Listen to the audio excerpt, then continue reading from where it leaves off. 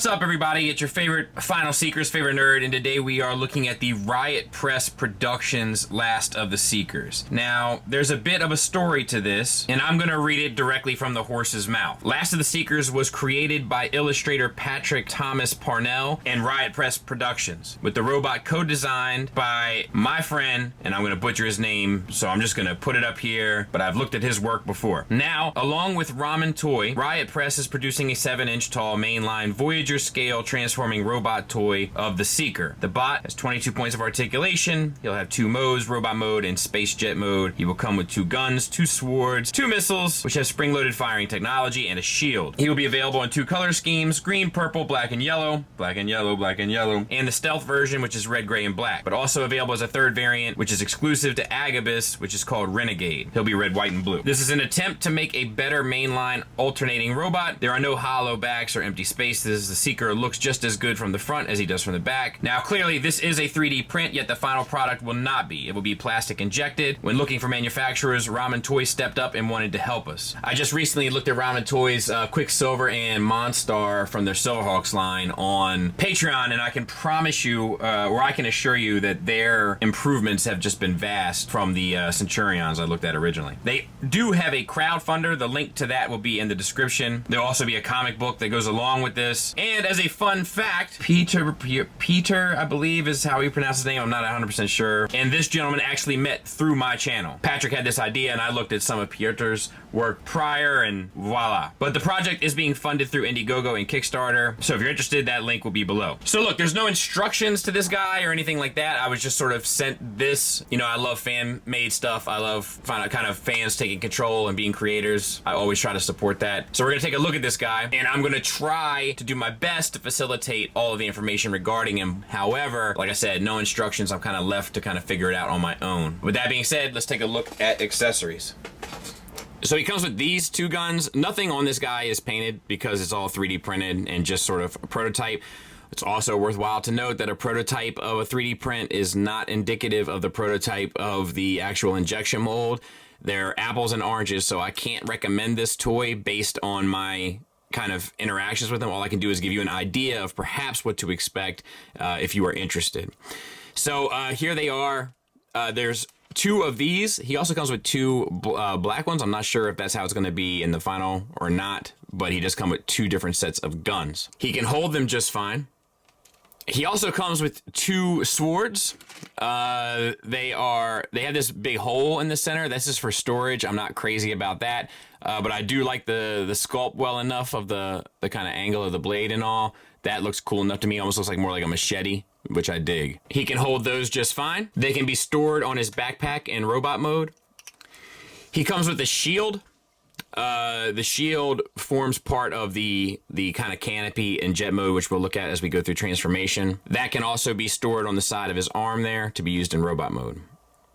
He comes with 2 missiles, yellow missiles, and they're sculpted well enough. And they can be inserted here into these turrets, and they're actually spring-loaded. However, I'm having a hard time getting them to fire on the model. I'll show you them in robot mode as well. They're here, and once again, I'm kind of having a hard time getting them to operate properly on the model. He also comes with these 2 pieces, which look like they should be able to plug into a hilt to form like a long sword or like a katana. They're in this obvious like purple to pink plastic molding. And I'll be honest with you, I'm not really sure how they incorporate into the figure. Even in looking at it in alt mode, like it seems like maybe it could go like here or something or along the sides, but I don't see a place for it to kind of, you know, lock in appropriately. He also comes with these 2 things, which look like smoke effects to me. They also separate. Like, I'm not sure what's up with this either, to be honest with you. I looked around. It looks like it would be like a smoke thing to come out of the back of the vehicle. Oh, there you go. There it is. That's it. So you can have that look, which is cool enough. That is cool. Now, the missile firing units themselves are also an accessory, which are pretty cool. You know, nothing really crazy. I'm sorry for the lack of focus.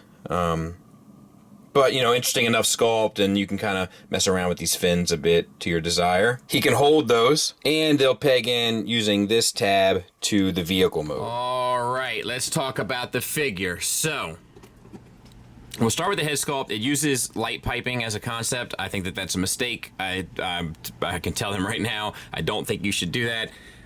Or if you do that, just paint it anyway, because that stuff has a tendency to not look the best. Hold on one second. Looks like my camera's getting ready to die. All right, sorry about that. The head sculpt, I like it generally, but I feel like I don't know, just like the eyes maybe are too small, like the visor is too small.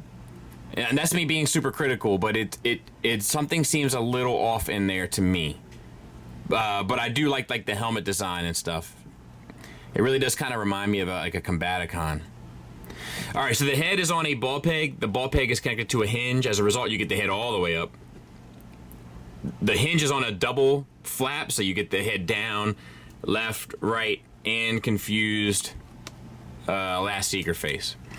So all of that works really well. The shoulder pads, once again, I like the design. The little translucent piece in there looks cool. For the articulation, it's a hinge here at the base of the shoulder. That gets the arm up past 90 degrees. This whole block here rotates to get the arm around. Bicep swivel, double jointed elbow. That gets you a little bit past 90 degrees. And then the wrist swivel, but they have a little bit of give up, down, and out, I'm guessing, on a ball peg. And once again, I don't know if they're expecting to put any paint on this guy, but like there's some nice little like kind of indentations along the way where a paint application would look great. Same for the other side. Also, the fingers are on a base pin knuckle, which is interesting and nice, honestly. Then we have a waist swivel, so no issues there. And then we have T-jointed ball joints for hips. That will get you, I'll back out, the full Van Damme. And it will get you the full Monty. We have a thigh swivel at the base of the universal, which I think is more than enough, but then you have an additional one right above the knee. You have a double jointed knee, speaking of which, that gets you the full run almost until you start bumping into his backpack. And then you have the ankles. And I'll tell you, like this, there, I didn't have that out, the heel. There. So ankle tilt up, ankle tilt down, and a little bit of a rocker, but you do bump into the kind of base here. And once again, I like the sculpt work and design of the lower legs, you know, and I think with some paint, it'll really set it off. And then there he is from the back. And, you know, like he said, like he's not lying. You know, there's not a lot of hollow spaces. But it will be a little tricky, I think, to do some of this in injection molding as I look at it, but I'll let them handle that out. That's none of my business. But, yeah, I think it looks good enough. I don't really have a whole lot of mainline Transformers to kind of compare him to, but there he is with, like, an old-school Voyager and one of the newer Bumblebee figures. Hopefully that gives you some sort of an idea. There's a Marvel Legend also. So, hopefully that gives you some sort of an idea. All right, then we're going to swing this wing out here. We're going to open up these two panels here, and then we're going to rotate it so that the wing is sitting on top. And there's a double hinge here in the knee, but the second hinge is also connected to a flap. And you want to collapse that down, rotate that panel up. These two pieces come in and out until that sits nice up against the side there. So we're going to do this on the same, we're going to do the same thing on the other side rather. So flip open these two panels. And rotate out so that the wing's on top. Then remember, we have a double hinge knee, but that second hinge is connected to a flap. Break that free. And then you want to collapse this down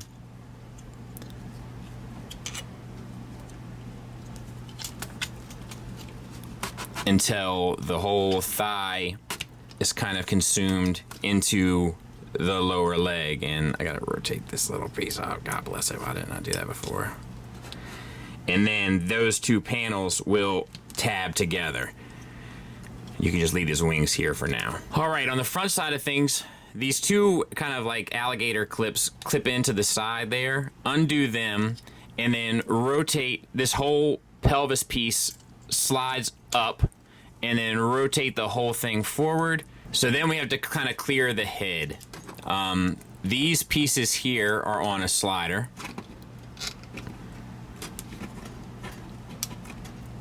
And then this piece underneath will clean up. But let's push, there's like a little cover in here, and that will allow us to tuck the head around. And then the two alligator clips that clipped into the arms, we're gonna bring those around to the bottom. And all of this sort of has to happen in concert. The head of the robot goes down in there. The two alligator clips clip on to the sides of the legs here. And then this piece comes down here and tabs in to the bottom of the, but we just got to get it all lined up properly.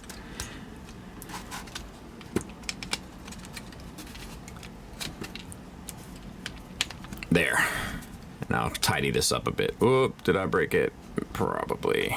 All right, let's take a second and tuck these hands away on both sides.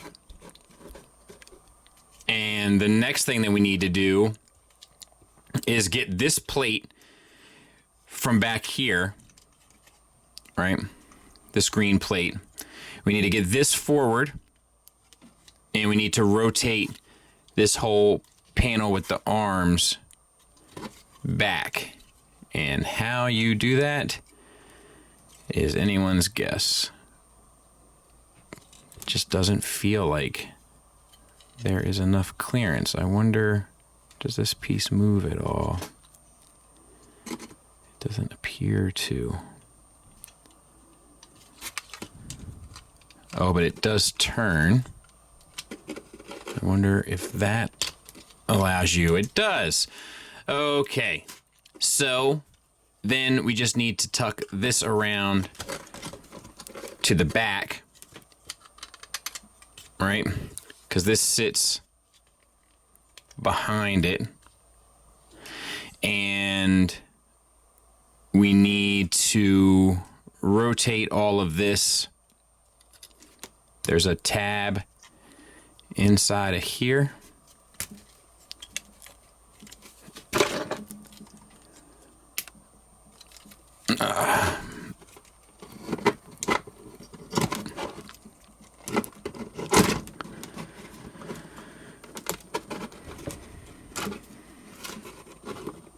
There.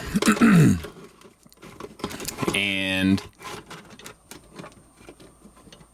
same on the other side.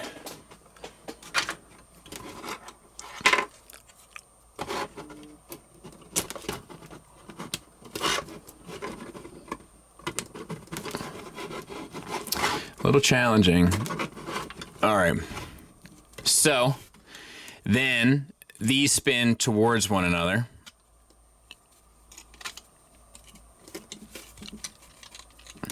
And you want to interlock them. And then these you want to sit back there. Now, as you can see, there is a number of like hinges and stuff back here. So I am going to do my best.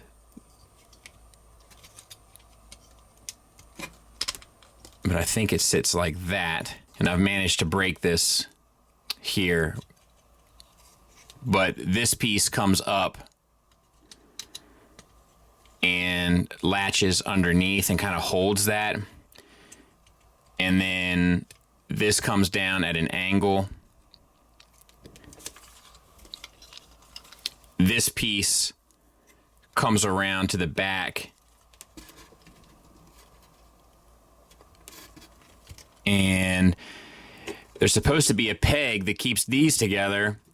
This comes around and tabs in to the side of the arm, as does this one. But it's really kind of, you know, difficult to show you with this piece broken. So he did send another one that I'm going to pull in now and sort of, you know, complete, just to show it, because I've broken this in 3 places now. You know, it's really hard to handle this 3D printed stuff. So you have this all lined up. That's how it should look on the bottom. The shoulder pads are lined up. This comes around, tabs into the side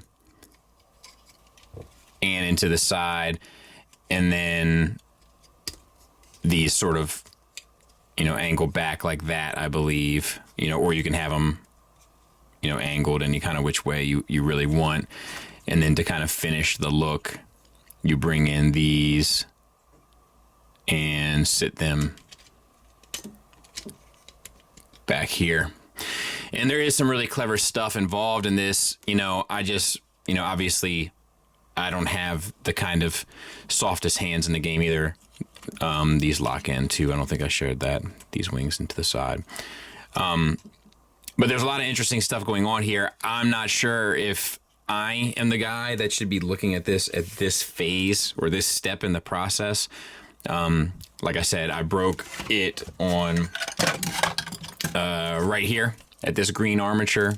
I broke this piece, and I broke this little tab here on the back. Like you know, it's a small piece of plastic there, and it's 3D printed, and it's just not ready for a guy like me. So, I mean, I apologize. I feel awful because, you know, it's obviously a work of art and all that kind of stuff. But, you know, I just, you know, I'm not the guy to handle the more dainty stuff, I think. But let's go ahead and try to reset ourselves a bit and take a look just at the alt mode. And this is the alt mode.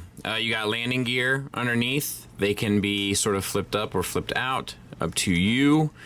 Yeah, the wings here, obviously, they don't have to be plugged in. You know, you can kind of angle them out, stuff like that. Obviously, your missiles theoretically should still fire. These are a little ornery, but, you know, it's 3D printed, right? Like, we can't expect the world. And otherwise, I mean, I think it looks cool enough. It reminds me very much of like a War for Cybertron, Fall of Cybertron kind of design. You know, it seems like it sort of fits with that motif to me.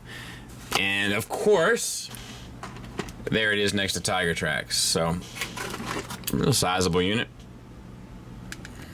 Negatives and positives in regards to final thoughts on stuff like this is really hard to do, right? This is a fan-made, homemade thing that I was given the opportunity to kind of take a look at. And as a result, I can't quite look at it the same way I would look at something that was mass-produced with, you know, almost $100,000 invested in it, right? I have to look at it as kind of a hobby piece. Now, God willing, if it goes to market with Ramen Toys support and everything, I should be able to give it a different look then. But as of right now, all I can advise is in regards to kind of taking this to mass market, this is a very advanced bit of engineering, and it's par for the course with print formers. Like, he does really smart, clever stuff, and I can kind of see his handiwork in this, and it's quite impressive. The problem is I'm not sure that the 3D print is capable of handling it. The other side of that coin is depending on what plastics they use and how they manage that. There's no guarantee that it can handle it at that end too. But once again, it's impossible to judge that. But I guess I'm really trying to find a long way to say this is a pretty advanced piece for a first try at a mass-produced thing. And I just hope they take all of those tolerances and clever pieces of engineering into account for a mass market piece.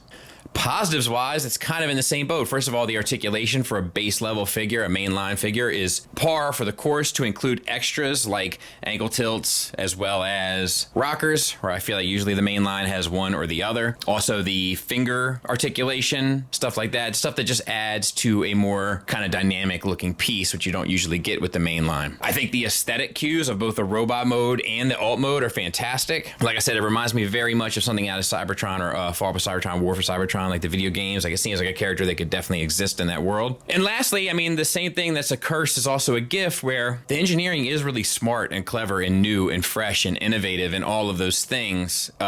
It's impressive too, right? That it's being done at this fan level with, you know, the amount of stuff that sort of has to move and line up, and it actually, you can see how it would work perfectly with a bit of polish and professionalism behind it. And I don't mean that in any sort of negative way towards these gentlemen, but there is a difference between professional companies and sort of home-brewed passion pieces. And I think in order to strike that balance, they're going to need people behind them that kind of really know how to sort of edge their bets. But I wish them nothing but success and the absolute best, and I hope that it all comes to fruition. Once again, all of the links to all the crowdfunding stuff is in the description.